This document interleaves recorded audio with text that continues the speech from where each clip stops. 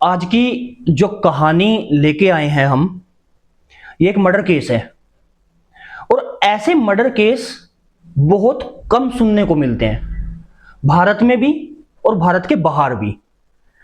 ऐसे murder case जब सुनते हैं तो आश्चर्य सा ऐसा होता है कि ऐसा कैसे हो गया।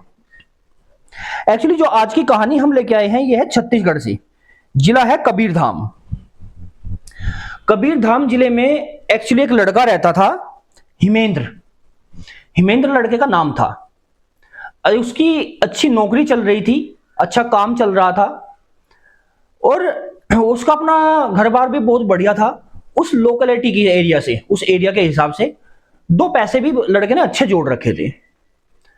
कोई खाना नहीं, कुछ पीना नहीं, उल्टा सीधा शराब सिगरेट इन सब से दूर था।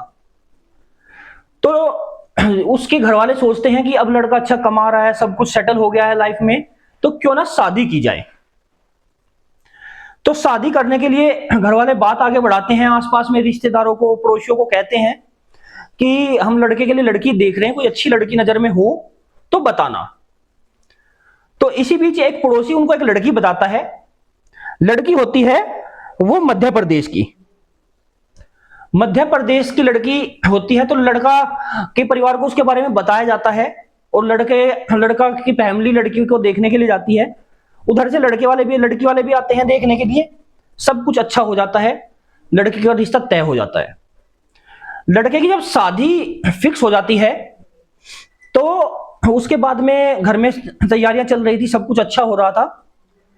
तो अचानक से जब इनकी शादी हो जाती है, तो शादी होने के बाद में तो अचानक से एक ऐसी घटना घटती है जिसकी कोई उम्मीद नहीं करता।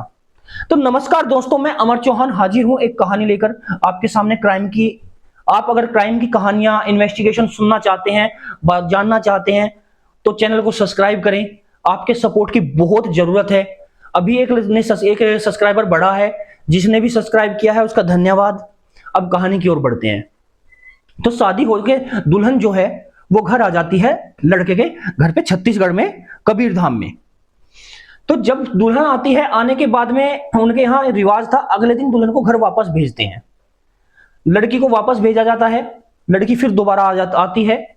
सब कुछ बढ़िया चल रहा था। इसी बीच घर में से मेहमान भी, जो ज्यादातर मेहमान थे वो जा चुके थे, कुछ खास चंद जन घर में बचे हुए थे। जैसे कि लड़के की बहन, बड़ी बहन थी, उसकी शादी हो रखी थी और उसका बेटा था, और भी दो चार रिश्तेदार घर में बचे हुए थे। सभी लोग अपने अपने काम में बिजी थे। कोई टेंट उतरवा रहा था, कोई हलवाई को की बात कर रहा था, सब अपने अपने काम में बिजी थे।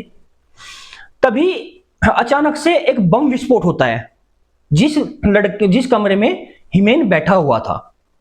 बम विस्फोट इतना जबरदस्त होता है कि दीवार गिर जाती है और छत गिर जाती है, और वहां पर 7 लोग बड़ी बुरी तरीके से घायल होते हैं। लड़के का भाई राजकुमार, लड़का जो हिमेन है, और उसका भाई राजकुमार और उसका भांजा, 3 तो ये हैं, और 4 लोग उनके साथ में और वहां बैठे हुए थे। एक्चुअली होता क्या है कि वो वहां पे बैठ के क्या कहते हैं कि एक्चुअली जो हमें गिफ्ट मिले हैं, शादी में गिफ्ट मिलते हैं, तो गिफ्ट को देखते हैं। गिफ्ट के में है सबके क्या क्या है, क्या क्या नहीं, तो गिफ्ट देख रहे थे। गिफ्ट देखते हुए उनको एक गोल्डन कलर का रेडियो मिलता है, जो दिखने में बहुत प्यारा लग रहा था। तो वो उसे चलाने की कोशिश करते हैं, तो देखते हैं उसकी बैटरी डेड थी। और जैसे ही वो बैटरी चार्ज के लिए स्विच लगाते हैं और उस स्विच को ऑन करते हैं, तो रेडियो ब्लास्ट हो जाता है। और आवाज इतनी जबरदस्त और धाकड़ थी, हमला इतना धाकड़ था कि उसकी आवाज 4-4, 5-5 किलोमीटर दूर तक सुनाई दी। और ये जो वो है कबीरधाम जो है जगह, यहां पे एक्चुअली नक्सलाइट काफी एक्टिव रहते हैं। तो गांव वालों को लगता है कि शायद घर के ऊपर नक्सलाइट ने हमला कर दिया। तभी आसपास के लोग कुहाड़ी, कुलता, जिसके हाथ में डंडा, जिसके हाथ में जो आता है, घर से उठाते हैं और उनके घर की ओर दौड़ने लगते हैं कि नक्सलाइट का अटैक हो गया है, इनको बचाना है। ऐसे एरिया में आपस में, आस पड़ोस में एकता भी बहुत होती है, क्योंकि हम तुम्हारी मदद करेंगे तो कल तुम हमारी भी करोगे। तो घर पे जब उनको लगता है कि अटैक हुआ है, तो आसपास दूर दूर तक जितने भी लोग थे, तो सब डंडा हथियार उठा के उनके घर पे आते हैं। तो पता चलता है कि नक्सलाइट तो कोई है नहीं, लेकिन फिर भी पुलिस तक आवाज जाती है, थाने तक आवाज जाती है। वो भी तुरंत अपने हथियार उठा के और उस क्षेत्र की ओर दौड़ते हैं पुलिस वाले भी कि शायद नक्सलाइट का अटैक है, और वो भी बंदूक और हथियारों के साथ में लैस होके उस जगह पर पहुंचते हैं।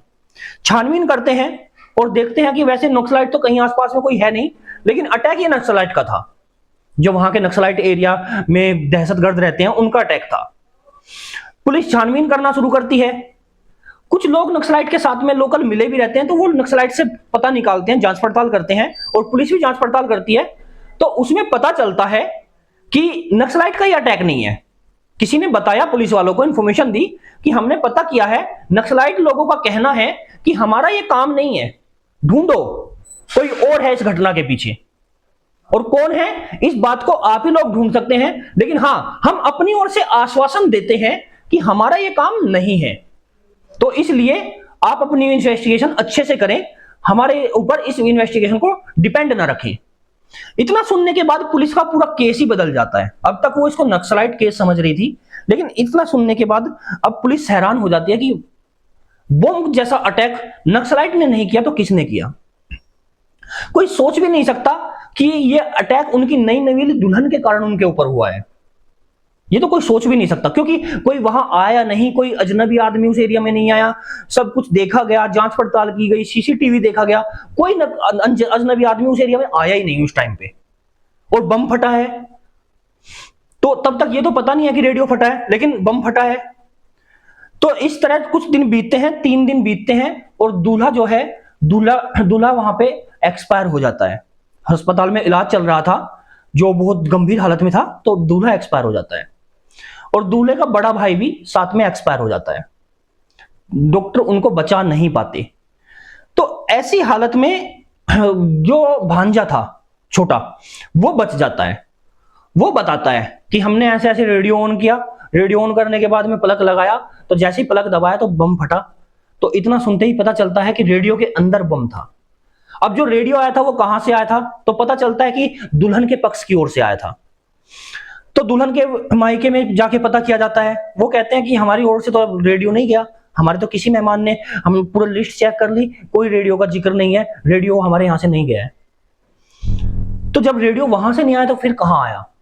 इसी बीच जो पुलिस है, पुलिस पता अपने एक जांच टीम को बुलाती है, जो वहां पे दीवारों के सैंपल्स लेती है। तो दीवारों के जब सैंपल्स लिए जाते हैं, तब पुलिस को पता चलता है कि जो दीवार में बम फटा है वो सल्फर और जो गन पाउडर होता है, उन सब चीजों को मिलाकर एक डेटोनेटर लगाया गया था, जो स्विच को ऑन करने की वजह से फट गया।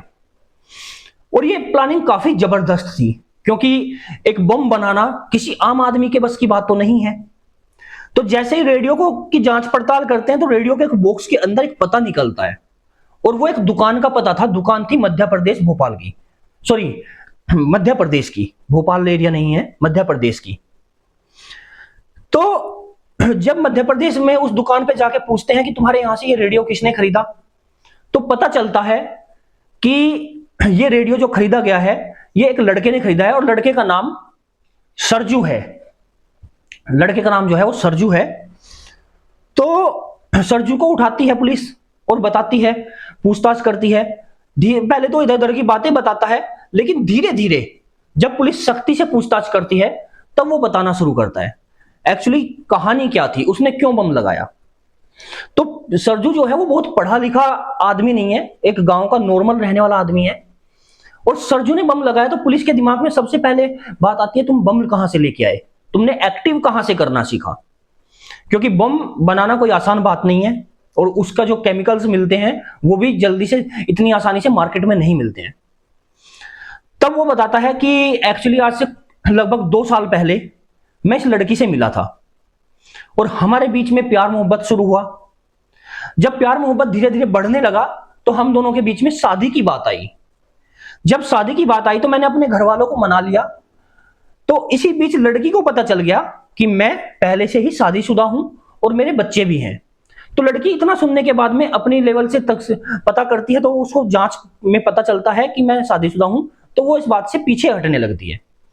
जब वो पीछे हटती है, तो मैंने उसको समझाने की बहुत कोशिश की। मैं उसके घर भी गया, उसके घर वालों को भी मनाने की कोशिश की, यहां तक कि मैंने अपने वाइफ और अपने घर वालों को भी मना लिया था कि मैं दूसरी शादी के लिए वो तैयार हो गए थे।